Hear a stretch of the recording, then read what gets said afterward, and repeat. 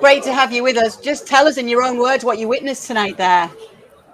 It was a demolition, wasn't it? It was, I've seen a lot of Champions League football over the years, and that reminded me tonight of when Barcelona beat Man United in the final in 2011. It was just so utterly dominant from City, certainly in the first half. And we're talking about the levels here. We're talking about this isn't a kind of a gap between teams from different divisions. This is Man City against Real Madrid.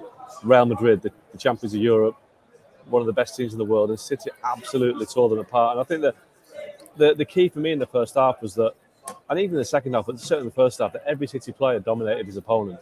When Kyle Walker basically gave Vinny Jr. a 2-yard head start and still beat him with a foot race in the first half, and Vinny turned around to look at the bench to say, "Look, what can I do?" It's almost like they're playing as Superman.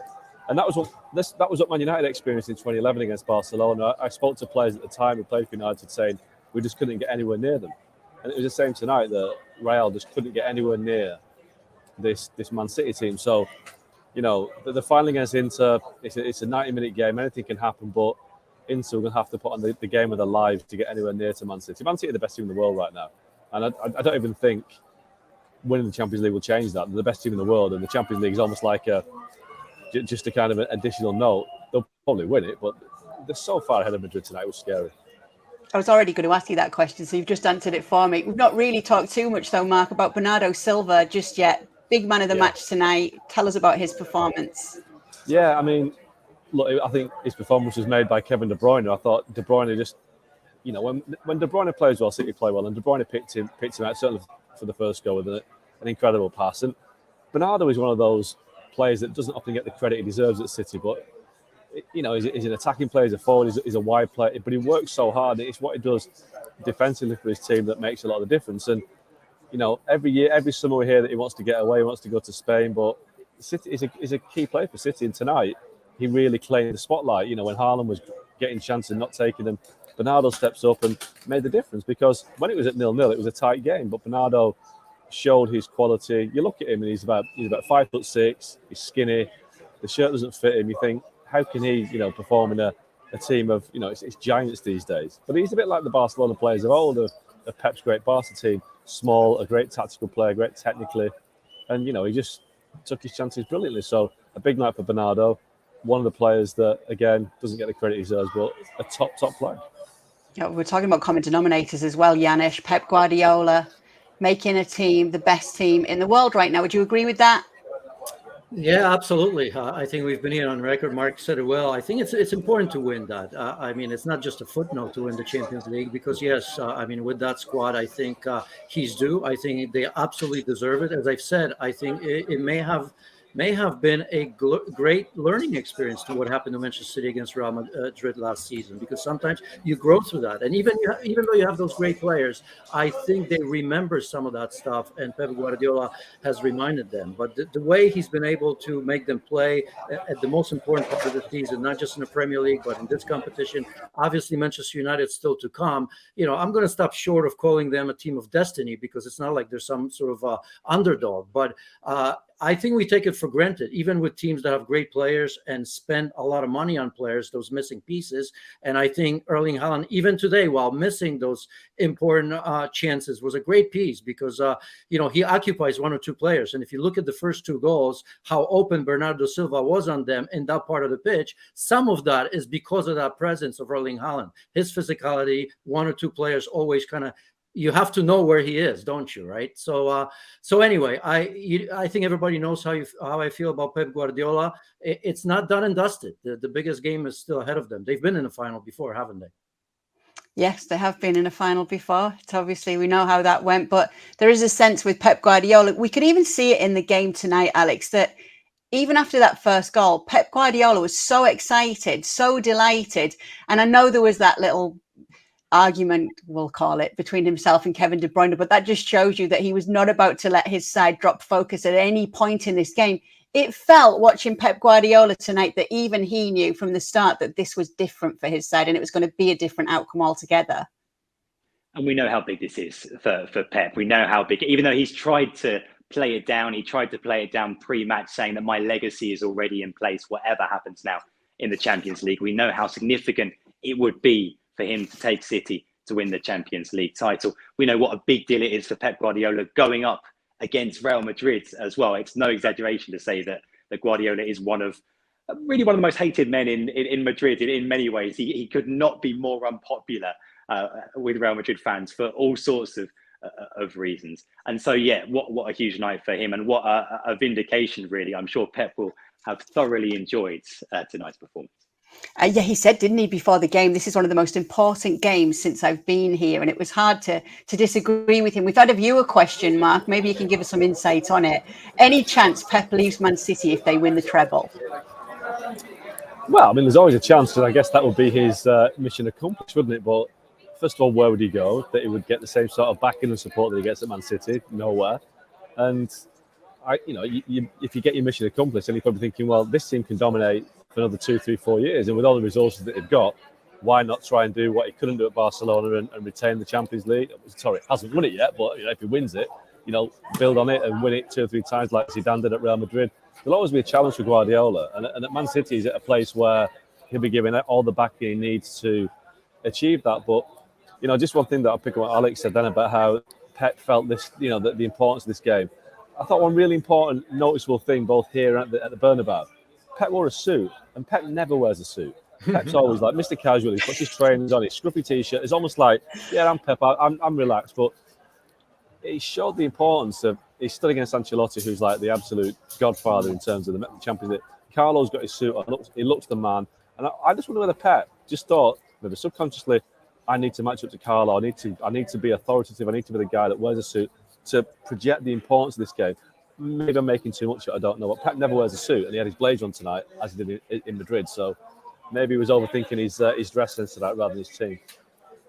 We might have to ask him. Look at Janusz. He's nodding away at that. I think there's something in that, Janusz. Yeah, I think it is important, and I think and I'm totally making this. I'm not in his head, so I don't know. But if I were him, I'd be thinking, look, I mean, I'm in town when there's an absolute legend in Sir Alex Ferguson, right? I mean, he hasn't done it, but let's just assume that he won a treble just like Manchester United did. I think he's going to stay there for a long time. Not to say that he's going to think, I've got to match what he did, but I think he's going to look forward to that, because we all know that he used to treat this job as kind of 3 seasons and out, right, to refresh and all that. Now he's been on record saying, look, for as long as they want me here, I'll be here. And if he continues to win, I just wonder if one of the motivations may be, I'm at a great place. I can be, the Sir Alex Ferguson of this side of Manchester in a way, or maybe bypass him. So again, just thinking out loud, I wouldn't know that for sure, but I see him there for longer term. I've got a couple of questions just because you were there, Mark, that just watching from home, it really did look as though the fans had a massive part in the atmosphere here tonight and just getting behind the team. I just want to get your thoughts on that. And then also, if you can go on to tell us about what you think your biggest moment of this match was. Yeah, well, in terms of the atmosphere, it was really good atmosphere tonight. And look, the Etihad will never be Anfield on the Champions League night. It's a different kind of atmosphere, and City have had to work on it. It is different. It's a different crowd. But right from the start, it was colourful, it was noisy, and the fans got behind the team. And I think, but there's a sense of belief as well. There was no sense of tension tonight. And obviously, when you go to a Champions League semi-final, there's usually nerves and tension all over the place. Now, I guess that the fans who are invested in it will be nervous, but you didn't get that impression tonight. Everyone felt so relaxed. It was a bit like the Arsenal game recently, where everyone's talking about a title decider, and there's a lot of nerves and tension. It just felt like everybody at the club knows that this team is the best they've ever seen. And they've got so much confidence in them to do the job, and that kind of, it looked like that on the pitch tonight. And I think it just seems that there's a synergy about this place now. Everything seems to be coming together. I've never seen this anywhere else. I've not seen this with Liverpool teams. It didn't feel like this when United won the treble in '99. There was obviously a lot of very tight and tense games, just blowing everybody away. So in terms of the moment that stands out for me, I think it's the Kyle Walker moment and Vinny Jr. I think it was 1-0 at the time. And obviously, if Vinny had gone past Kyle Walker and set up Benzema to score, the game would have been totally different. But Walker just blew him away. Vinny Jr. is one of the fastest players in the world, and it was like he just blew him away with his strength and his pace. And that for me was like, it was like one of the Rocky films when Drago hits Rocky, and it's like he's not going down, and Vinny was like, hang on a minute, I can't beat this guy.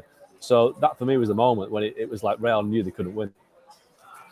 There was a lot made of that actually in the first leg, Alex. And Mark, if you need to drop off at any time, because I know you've got to head to the presses, then you can mosey on out of here whenever you need to.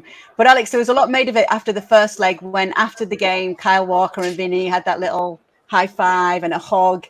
Some of our older pundits didn't like it too much, saying, oh, you couldn't have happened in my day. You know, it's only halfway point through this tie. Was much made of it in Spain?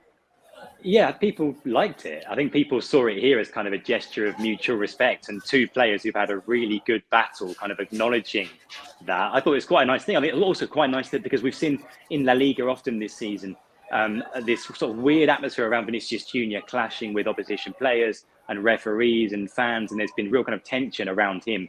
So really looking at it from a Spanish perspective, it was really nice to see at the end of such a high level game and a sort of a one-on-one duel like that, two players smiling and laughing and kind of hugging it out. And like I say, that feeling of kind of mutual respect, that was really quite refreshing compared to what we've tended to see with Vinicius this season in La Liga. Janusz, I'm going to put the same question to you that I put to Mark just a moment ago. What was your moment of this match? I mean, there wasn't any moment, although Rob pretty much, I wish I thought about that because that's pretty good. I just thought that moments, I guess, that team never looked frustrated because imagine those two headers from Haaland. I mean, Courtois, great saves and all of that. And I just, not that they were thinking, here we go again, but I even saw it from Haaland. I mean, his body language was absolutely tremendous. I mean, until the last one. He was telling him to calm down, wasn't he? Even earlier on, calm down, stay calm. Keep pressing and to continue to play. He never got frustrated himself. He always felt that maybe the next moment will come. Of course, that third chance came in, Ilkay Gundogan with that wonderful backheel pass to him. And again, Courtois stopped him there. But lack of frustration from Haaland and the entire team. And maybe Rob said that. There was never a moment of panic because usually when you have those chances, you think it's a key moment, but towards Real Madrid because, with that quality, you think that they may just go the other way. So not one moment. They left no doubt from the beginning, in my mind, Manchester City, with their aggressiveness, with their pressing. You've mentioned that battle, I've said, totally different from Grealish against Carvajal. Total dominance this time. And Bernardo Silva, who wasn't at his best, but proven once again that, for him, you've already talked about him. I mean, his pressing and how relentless he is in winning the ball back and then continue to play. I mean, look at this team with him and with De Bruyne and Gundogan. You have three world-class playmakers in different parts of the pitch. I mean, it's unheard of, really, when you think about it, unless you go to Barcelona days, when Pep was still there. Thanks so much for watching ESPN on YouTube. And for more sports highlights and analysis, be sure to download the ESPN app. And for premium content and live streaming, subscribe to ESPN Plus.